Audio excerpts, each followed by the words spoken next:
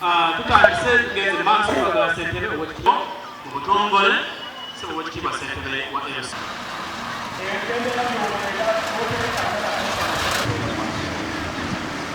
Abasaba tebalinawo erinnya lyange ery'enzima.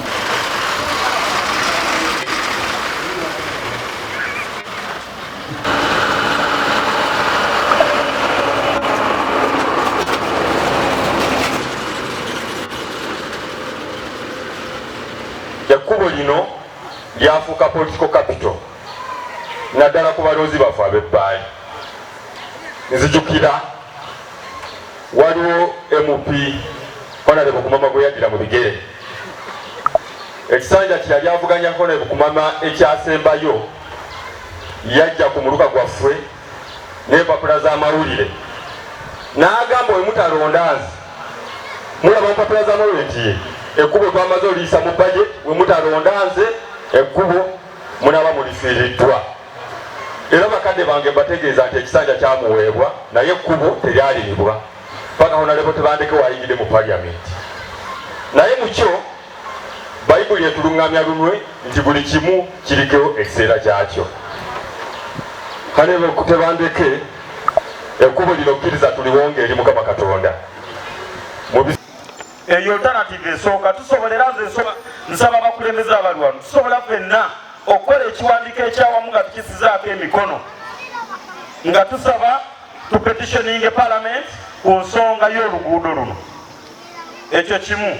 Alternative yange ey'okubiri n'ategeera ebeere yakubiri mu byange. Honorable Nabbanja ono asobola okujja eno fine. Honorable Nabbanja mu Prime Minister ababaddeko yasinga okujubisa ate era asinga okutambula enewe. Ye tabeera mu ofiisi abeera ku ground naye yasobola okukkirizisa n'ekitali kiki kituufu. Asobola okukkirizisa n'akugamba nti olamuze Musa n'ayambadde reeti n'ogamba nti kituufu erabika yero yakyuse. Tukole petition Honorable Tebandeke okumuweebula obulungi ne Amos Lugoloobi amwegatteko. Honorable Amos Lugoloobi minisita waffe owa finance nsuubira ekitundu ky'oluguudo luno okubeera Kayunga paka Galiraya Tebandeke alinako ekitundu Amos Lugoloobi alinako ekitundu. Eyo ensonga tugikooye mu byobufuzi. Basabo ne banyabo Pulezidenti Museveni yamala otukwata mayindiseeti zaffe tukyuse ne bwe tunayogera emyaka 2 twayogera emyaka 10 ate twogere mu myaka simanyi tuteese simanyi tugende wani. Kyensaba kyetuba tukola naffe tukyuse tukeere ku makya tukwate engoma tuwandiike ebipapula tutambule wano paka ku palamenti. Museveni ajja kulaba TV azuukuke nebazanya abasomesa kye baakola naffe tukole. Bannange tuli bubi ekyo mbaka wange nkusaba amafuta waweereza naye baatugambye yunula yayimiriza negamba nti ababadde batuyambako wali otutuusatuusaako wano nti tebakikola ne tuyimirirawo tuli mu kutunula tuli mu nzikiza twebuuza ki ekitambula. Ensonga y'oluguudo eno tugijjeko omuzannyo kubanga kanda naye ali abantu twakasangamu emirambo emeka. Njogera ne kyamani wange Siryanjulira abaana baffe okusala tetulina secondary ekawongo eri Galiraya. Abaana basala kuba eryo ku makya n'olweggulo nga basala okuyitaawo. Abantu abamu ennimiro zaabwe tubonyeebonye tulina ennaku kyetusabasaba omukulu Lugoloobi twatuula ewaffe entimba ne batugamba ne mwerondamu akakiiko akajja ewuwo ng'era kagamba kagende ewuwo. Pulezidenti n'ajjawo Kayonza n'agamba ggwe era nyimiridde taata ngamba ggwe mawange nfukamidde ngamba ggwe tutaase oluguudo okuva e Kayunga paka entimba mutuyambe buyambi tubenga bannayuganda mu nsi yaabwe. Naye nze nziiseemu abantu ate ne baasi ziizo zitandise okutuka obukono neyo yakagenda emyufu yabadde yakava ku lipeeya yabadde essa abaana bonna ab'amasomero.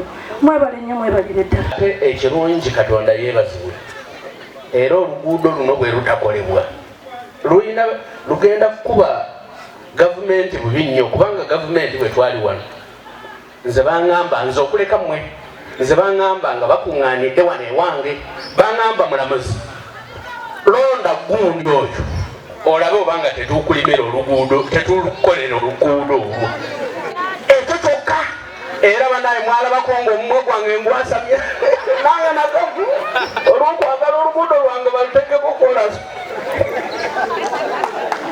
kakati gwe tebandeke okudda wano ogambe olowoozi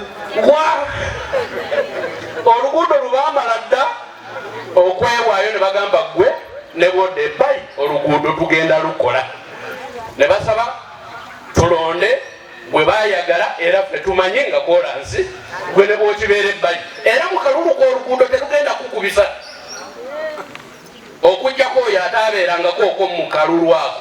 Tube Bbaale twawaayo saddaaka eyasooka mu Desemba,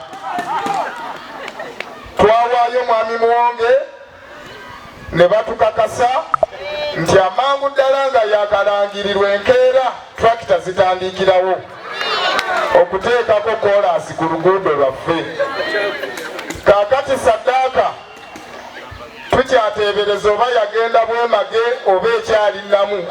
Twawaayo mwami Muwonge nga ssentebe wa disitulikiti oluguudo lwaffe lukolebwe, ate ne Minisita Amos Lugoloobi yaliwo ku olwo era ne Pulezidenti Museveni yaliwo ku olwo saasobola kubeerawo olw'entujjo gye twaliko ey'akalulu.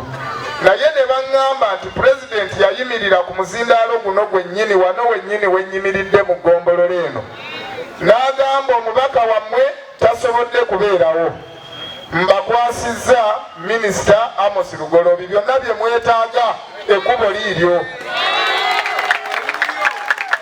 Mukama wange nga bw'ozzenga ekkubo erituusa Bbaale ku ntikko, ebibuuzo bye weewuliriddeko byonna abantu bano bye balinze. Funye akisidenti olw'ebimotoka by'ebikajjo, kumpi buli mwezi nziikayo abaana 3-5 ng'ate ntoola mitwalo 10. Sente ezo tezibalwa nga ffe bannabyabufuzi. Oluguudo olwo lwe luliikiriza Kayunga constituency gy'okiikirira, era bwe lunaaba lukolebbwa amata agatuuka eyo nga gafudde n'amabidde nga gayebyeyebye gajja kutuuka nga malamu n'ebyennyanja, era ne Kayunga ejja ganyulwamu. Tukimanyi bulungi nti bwe luba lukolebbwa tugenda kuleeta motion ng'eri eya digazetimenti, ate n'eno mu nnyambo giwagira ne baganda baffe ab'omu mambuka gavumenti egule ekidyeri enefuukire ddala highway. Olwo Kayunga ejja kuba efuuse New York nga bwe batusuubiza mu kalulu. Okuva e Kayunga okutuuka e Galiraya kilomita 89.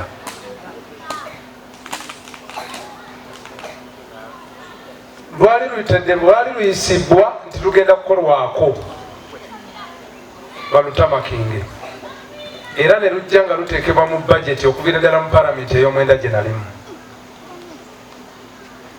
Awo nno kiba kyabwekuusa ate obutaluteeka mu bajeti ey'omwaka guno, naye tekitegeeza nti terisobola kukolwako.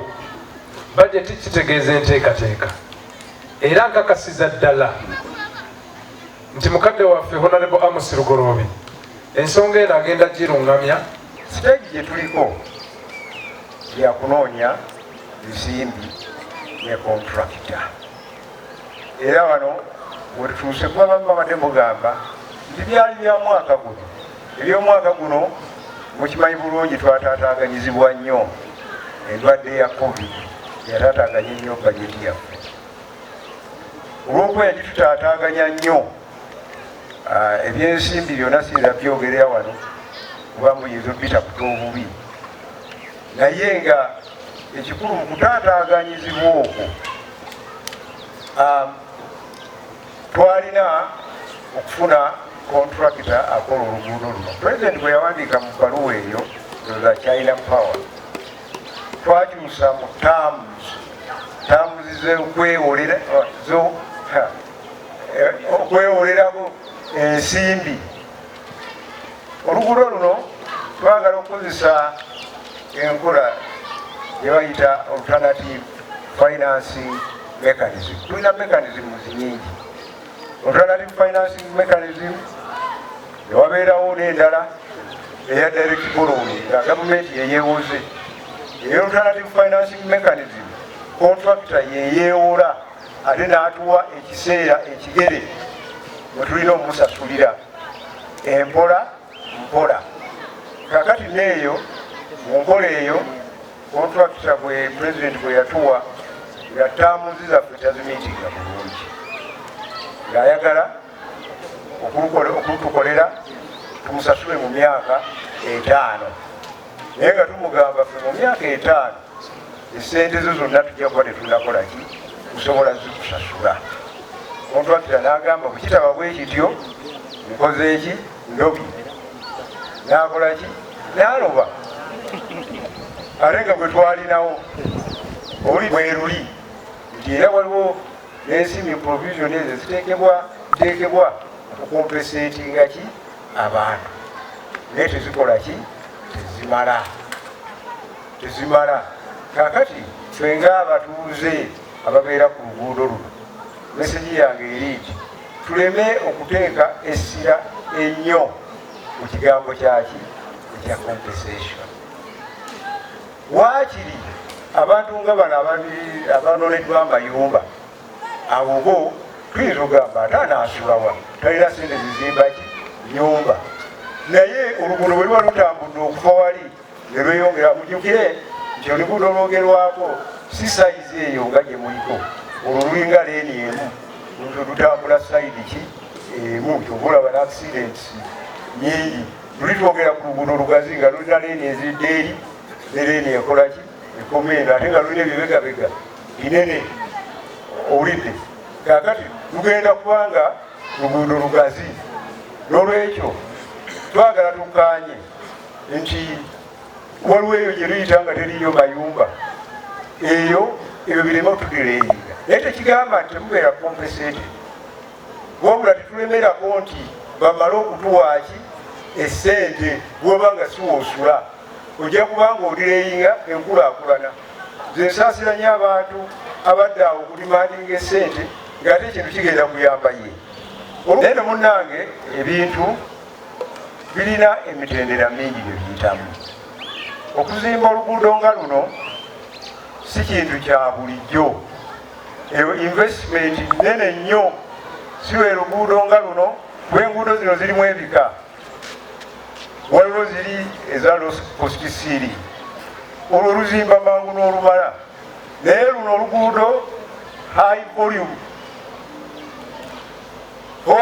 traffic road luno lubalirirwa ku mmoloka empitirivu ennyo. Njagala okutegeeza nti luno lwe luguudo olusinga okuba olumpimpi bw'oba oyagala ogenda mu mambuka ga Uganda.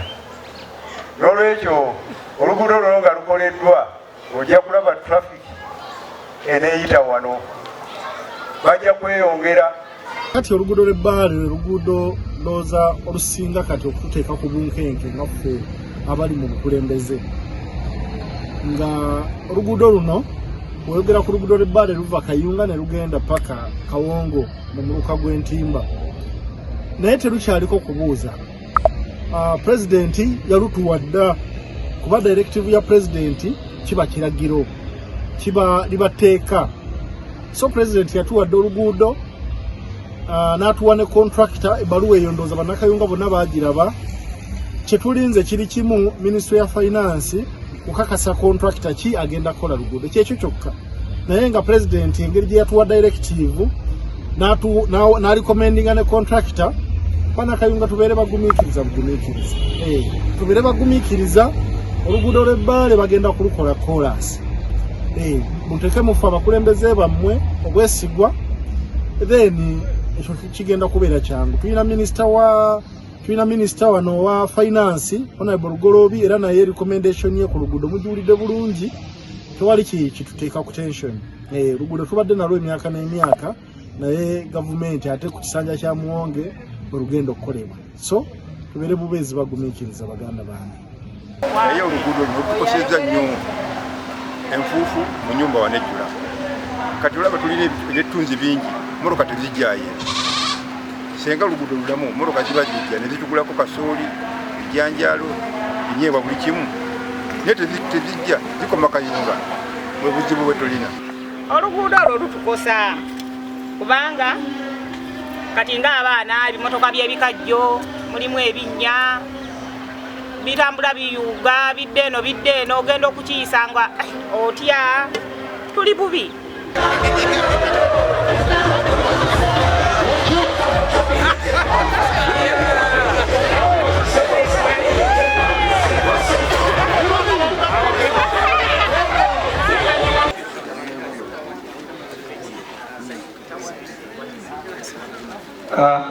abantu bakabaka mwenna abakulembera abo bagayaliridde nnyo amateeka agafuga obutonde bw'ensi era ettundutundu ku ssaza lino onalebo tebandeke sebo tusanyuse nnyo nnyini ddala Katonda yebale kuyita mu ggwe okulaba nga ffenna abaweereza tutya ebitundu byaffe tuweereza tutya abantu baffe basobole banyamu tusanyuse nnyo okubalabako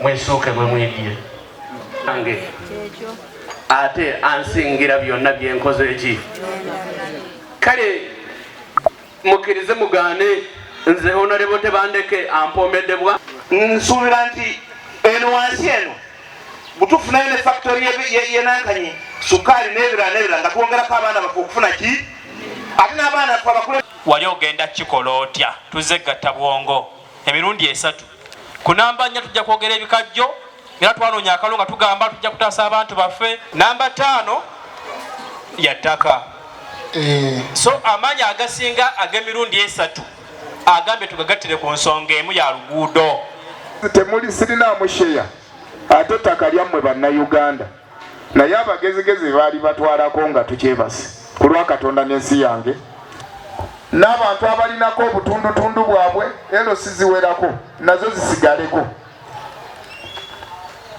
bino ebikajjo nani Katonda asinga ebisanze ebyembwine olwali lulimi kyo nani Katonda nze ampomeire bwange